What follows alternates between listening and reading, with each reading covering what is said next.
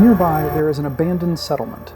Empty houses, broken fences, tools left behind. It almost feels as if the people who once lived here simply vanished. Tonight, we are exploring one of the most mysterious stories in history.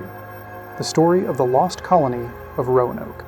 A colony that disappeared without leaving a clear trace. Nearby, there is an abandoned settlement. Empty houses, broken fences, tools left behind. It almost feels as if the people who once lived here vanished. We are exploring one of the most mysterious stories in history. The story of the Lost Colony of Roanoke.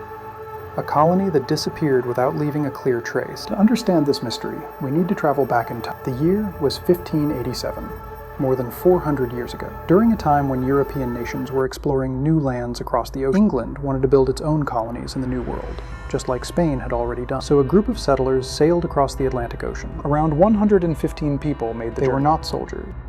They were families, men, women, and even children. They hoped to start a peaceful new life, far away from England. Their destination was Roanoke Island, located near the coast of what is now North Carolina. The leader of the colony was a man named John White. He was not only the governor, he was also an artist and an explorer. John White carefully documented the land, the animals, and the native people living in the area. At first, everything seemed full of hope. The land around Roanoke was beautiful. Tall forests covered the island. Rivers flowed quietly through the wilderness. There was plenty of space to build a new community. But life in the New World quickly became difficult. Food was not easy to grow.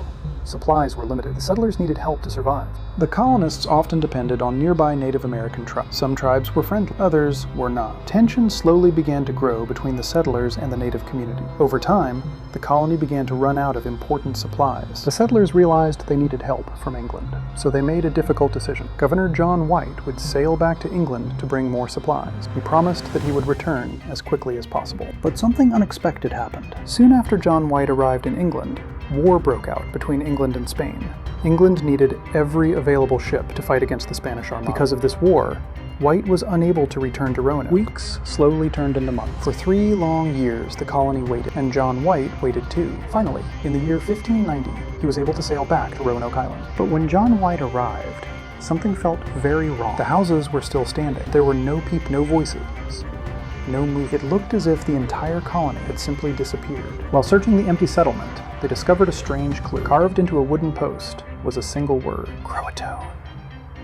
The same word was carved into a nearby tree.